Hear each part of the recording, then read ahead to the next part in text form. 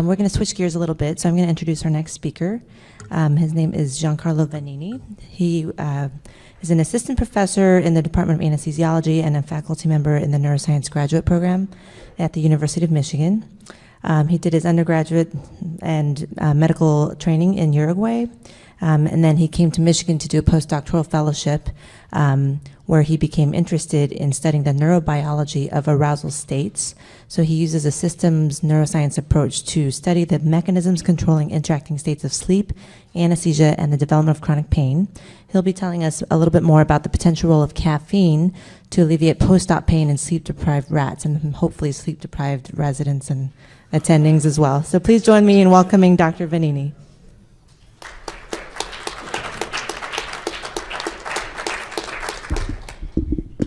Very good. Can you hear? Yes, okay. Let me find my presentation. There we go. Good. Yes. Well, thank you very much for the very nice and accurate introduction. I don't have a lot left to say about myself. I do need to say that my current work doesn't involve any opioids, but the potential implications of the work that I'm going to present and the exciting future directions are very relevant to today's topic. I must state that I do not have any conflicts of interest.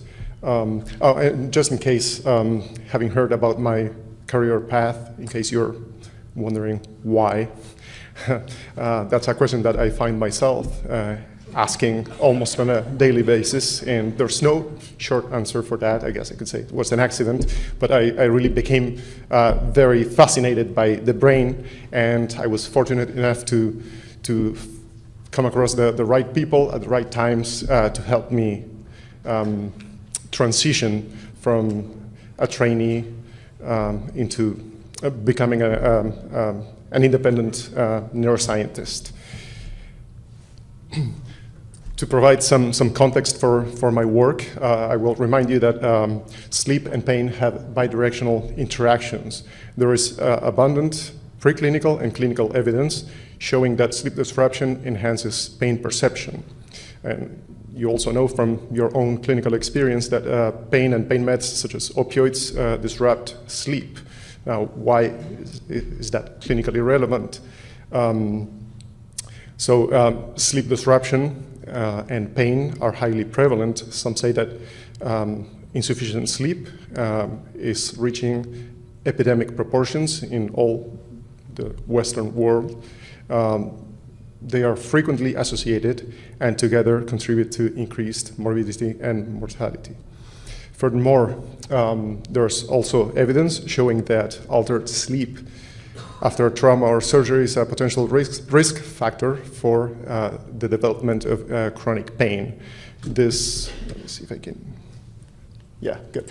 This very nice meta-analysis concluded that insomnia symptoms are a reliable predictor of new chronic pain onset. However, there are two major questions pending, and those are what are the mechanisms by which sleep disruption enhances pain, and one of the problems is that the majority of the studies have focused on peripheral mechanisms as well as spinal mechanisms, and we know very little about supraspinal mechanisms that might be involved in this phenomenon. The second question is whether disrupted sleep can causally contribute to chronic pain. There is some emerging data from my laboratory and others. We are just starting to scratch the surface, and we are now transitioning and focusing on the how, which is a major task. So to start addressing these two questions, we came up with a number of experiments, the first of which tested the hypothesis that sleep deprivation, in this case prior to surgery, contributes to chronic pain, to postoperative pain. So that's the timeline for these studies. The experimental design was very simple. A group of rats that was sleep deprived for 6 hours, another one was allowed to sleep as needed for those 6 hours. After that, they were deeply anesthetized. We collected some blood samples for quantitative assessment of stress markers. And we created this surgical pain model following published guidelines by Tim Brennan and his colleagues in this early paper in 1996. After recovery from surgery, then pain testing began and continued daily for the next 6 days after surgery. For the assessment of mechanical hypersensitivity or postoperative pain, we used the von Frey test, which is basically same as in humans. We use a set of calibrated filaments to determine the threshold to mechanical stimulation in the skin around the incisional area. This is a very standard test for quantification of pain in this rodent model of surgical pain. And what we found was that sleep deprivation before surgery made everything worse. The graphs to the left show the time course of the changes in the mechanical threshold in males and females. The graphs to the right show the group means for all conditions. These are pain thresholds collapsed across time during postoperative days 1 through 6. So as you can see here, sleep deprivation caused a longer duration of postoperative mechanical hypersensitivity and in all cases increased pain levels after surgery. That's relative to control groups. I want to bring to your attention that this is not a model of chronic pain, but the effect of sleep deprivation was substantial, and in all cases, the duration of this postoperative hypersensitivity was twice as long in the sleep-deprived animals relative to controls. We found no significant change in stress markers, corticosterone and ACTH levels in males and females, suggesting that the increase in pain, in postoperative pain in these animals was not related to a stress response caused by the sleep perturbation. This was not news to us. There are quite a few papers showing that prior sleep that determines subsequent pain, and in this case, all taken from basic science studies. This was true for a model of neuropathic pain, a model of diffuse musculoskeletal pain, which is something like a fibromyalgia-like model, a model of inflammatory pain, and the same post-operative pain model. The main difference between this study and ours was that they used selective rapid eye movement sleep deprivation, the dream sleep state. And they found that the resulting pain phenotype was mainly caused by the stress response associated with REM sleep deprivation. So the second question was whether there was a relatively simple way, an easy way to counteract the effect of sleep deprivation, the effect of sleep deprivation on postoperative pain. And we chose caffeine because, as you all know, is a non-selective adenosine receptor antagonist, and we know that brain adenosine levels gradually increase during periods of extended wakefulness or sleep deprivation. So the timeline for these experiments is virtually the same as the one I showed before, except that in this case we gave preemptively gave an AP injection of caffeine or vehicle. So the schematic representation here shows what we did with these animals. This is a representation of the experimental design. So animals were given vehicle or caffeine, were allowed to sleep, or were kept awake for 6 hours, and then they had surgery. And what we found was that sleep-deprived animals had a duration of 4 to 5 days, or sorry, the postoperative hypersensitivity had a duration of 4 to 5 days in the sleep-deprived group. But when animals that were also sleep-deprived were preemptively treated with caffeine, the duration was just 2 days, just half the time relative to the sleep-deprived animals. The overall intensity of postoperative hypersensitivity was also lower in caffeine-treated animals. When we gave caffeine to animals that were allowed to behave and sleep as needed, post-caffeine injection, that didn't cause any additional benefits relative to controls. So that indicates that caffeine might only be helpful in those animals that were sleep deprived, and this has important mechanistic implications.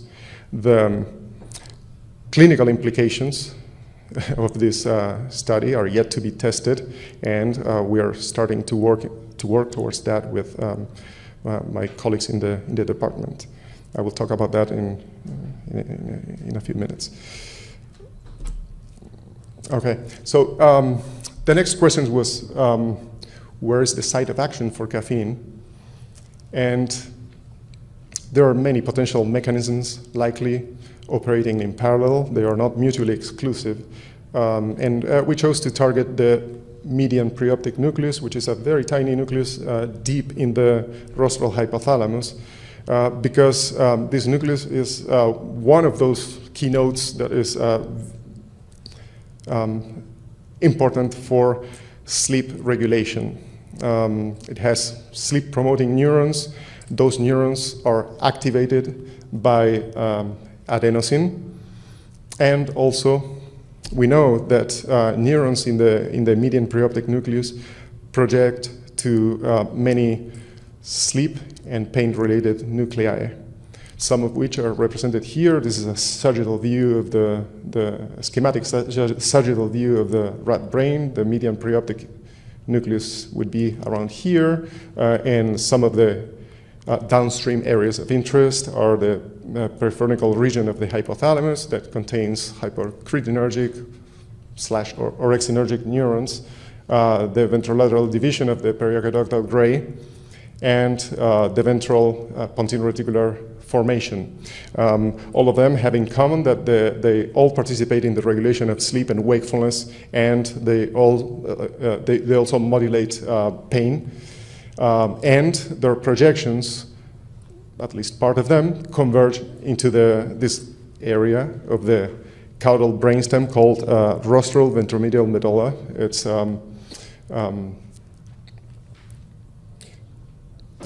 I will call it RVM from now on.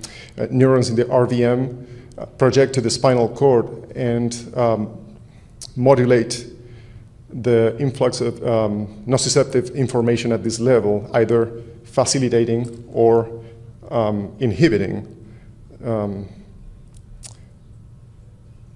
nociceptive, the flow of nociceptive information. So we hypothesized that adenosine levels that increase in many brain areas, but especially in the preoptic region of the hypothalamus, then adenosine activates some of these projection neurons and sort of functionally scramble these circuits, causing net pain facilitation.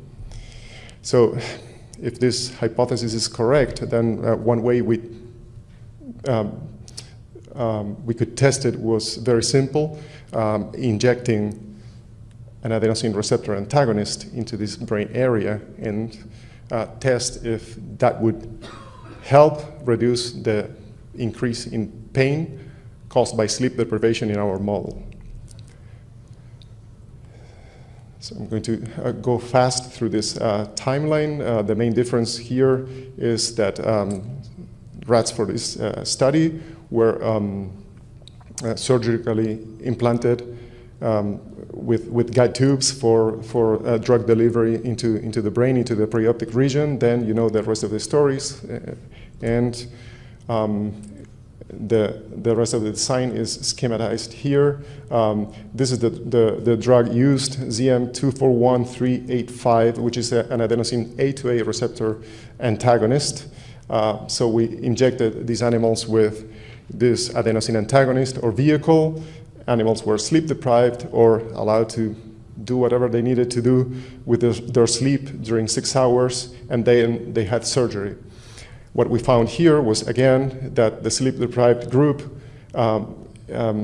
showed the same duration of postoperative mechanical hypersensitivity as in all the rest of the studies. This was very consistent across all the experiments, across all the experimental groups.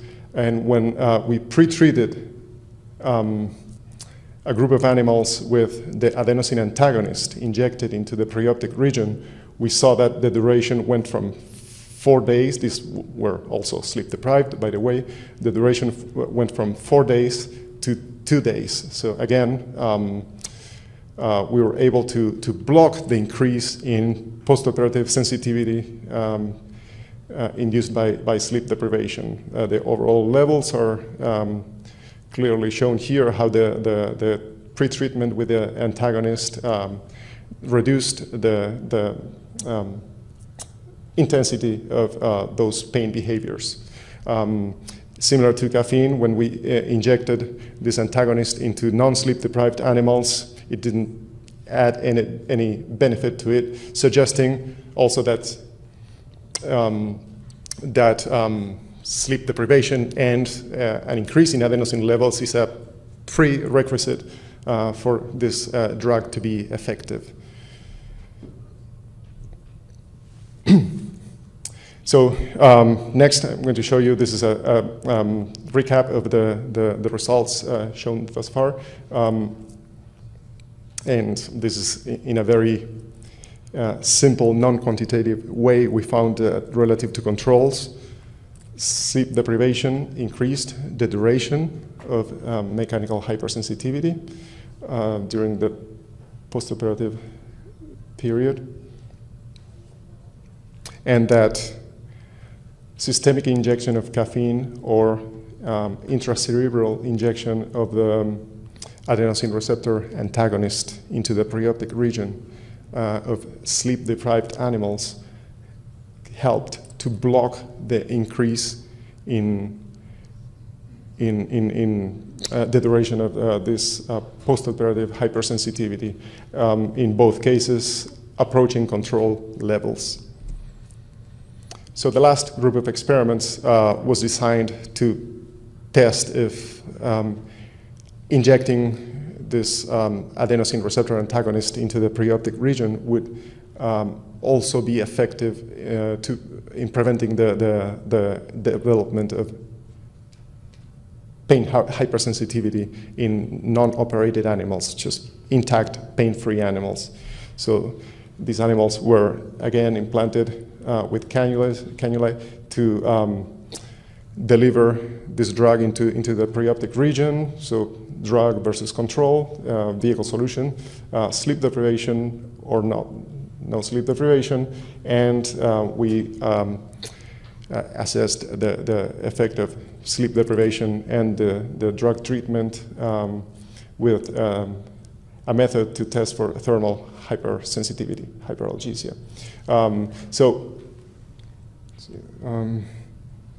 Yeah, I'm good with time. So this graph plots the latencies to PO withdrawal away from the thermal stimulus. This is a noxious stimulus, and the data are normalized relative to each animal's baseline.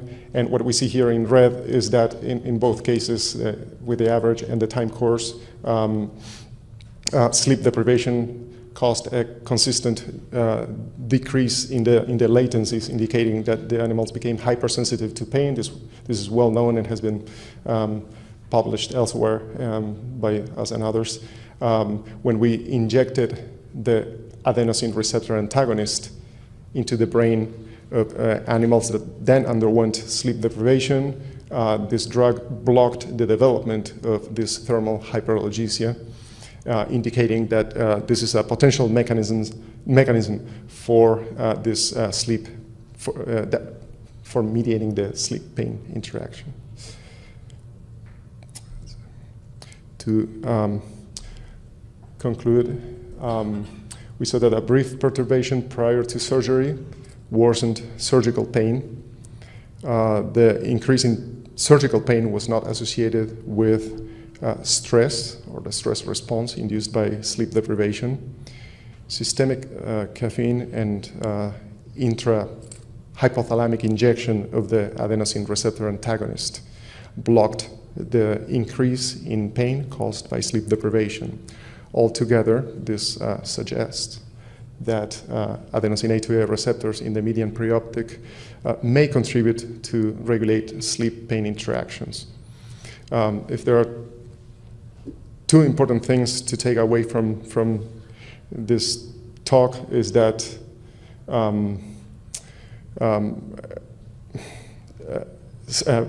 preoperative sleep management is really important.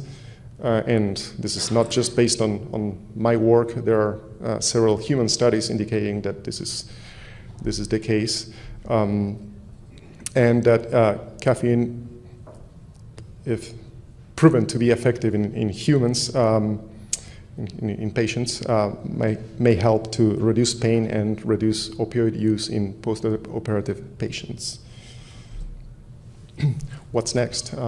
So we're working on part of that and many more questions, but we are pairing up with some of our colleagues on the clinical side to translate these findings, and I can't emphasize how important it is a fluid communication between the basic scientists and clinicians to do this translation from the bench to patients and back. I'm very fortunate to be part of this very nice group with diverse collaborators that make this easy and enjoyable, really. The second goal is the characterization of preoptic neurons and downstream targets that mediate sleep-pain interactions and the effect of caffeine.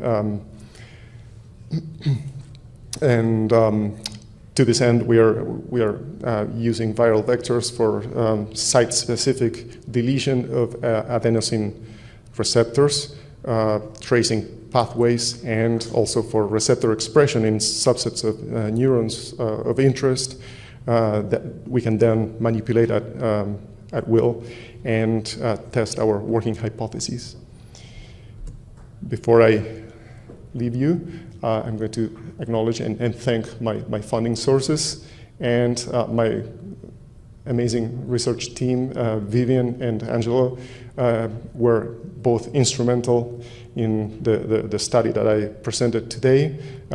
We have a good number of very talented students also, and these are some of my collaborators who, part of them are those that I was referring to when I mentioned the right people in the right and the right time to help me in the transition to become an independent investigator. So as you can see, we have clinicians, and we have basic scientists here. So it's it's a very nice group.